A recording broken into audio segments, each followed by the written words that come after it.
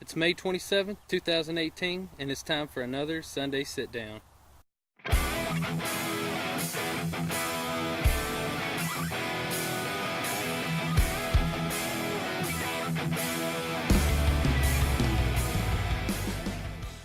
And the topic for today is practicing and range setup. First, we're going to talk about the archery range setup, or my archery range setup. My archery range stretches out to about 150 yards, and I have a backstop. My backstop is 8 foot by 6 foot. I built it out of 4x4s, 2x4s, a tin roof, and horse stall mats, 2 of them. They're 4x6 foot, and I got them at Tractor Supply. It cost me around $200 to build it. Now I want to talk to you about practicing. How I practice, how you practice could vary. It could be very different. I practice from 20 yards to 130 yards pretty much every day. I usually make 12 shots every 10 yards, 20, 30, 40, all the way back to 130. And I do that to make my groups at my hunting range a lot closer.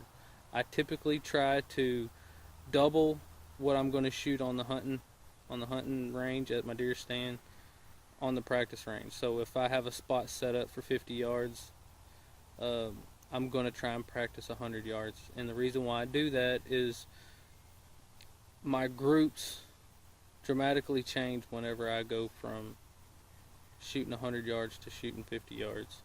It used to not always be that way. I typically was shooting 40 to 20 yards whenever I would practice, and I would shoot 30 to 50 shots every single day, and I wasn't getting the accuracy that I was wanting to get during the heat of the moment, crunch time, whenever my adrenaline's going, or it's 30 degrees outside, or it's mosquitoes are flying in my face and it's 95 degrees. But the confidence that I have when the time is now, is really a lot better than what I was before I started practicing this way. I didn't get to practice this way the way I had my range set up before. I had an ability to shoot out farther, but like most people, I just put my bag on the ground and I would miss frequently shooting farther back. I mean, you're gonna have to learn to make mistakes if you're gonna be better at something.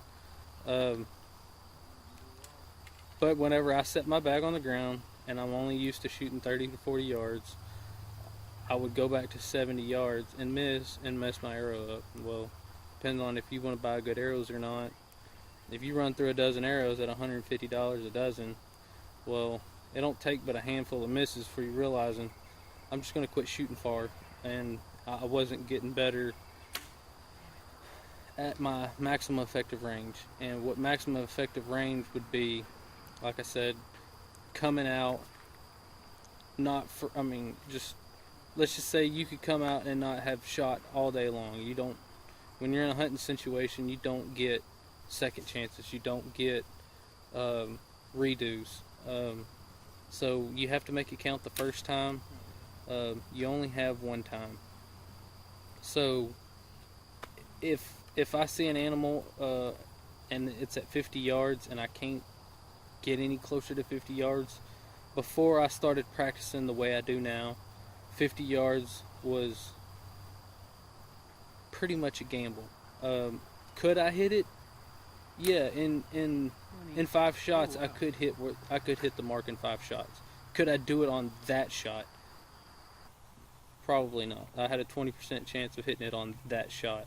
So now, whenever I practice 100 yards, 50 yards doesn't seem that far. I can group as good at my hunting range now as I could at 15 yards before I started practicing long range. But get out there, shoot your bows, get yourself a good backstop. You need plenty of room up and down. You need plenty of room side to side. Make it to where you hold your bag up in the air so you can miss low, you can miss high, and you're not gonna ruin your arrows. Get out there, practice. At least try and shoot every single day. Like I said, I don't go out here and run through 100 arrows or sit out here for an hour and a half just shooting bows all day long. I don't have that much time, just as much as anybody else who has a full-time job and has to come home and work and clean the yard and manage the family. But even if you just get out there and make 10, 15 shots every single day, if you can maximize the amount of progress you can do in a short amount of time, and the way I was able to do it was shoot long distances. I shoot, like I said, 20 yards all the way back to 130. Not everybody has the space and time, or space really, to do that, and just try and find the farthest spot you can get. Go as far back as you can. But like I said, if you built you a backstop, you don't have to worry about straying arrows or just. I flinched, had a bad release. I had my bow torqued a little bit and ruining an arrow, or flying one into the neighbor's yard, or anything. But get out, enjoy the outdoors, get better at archery. We'll see you next time.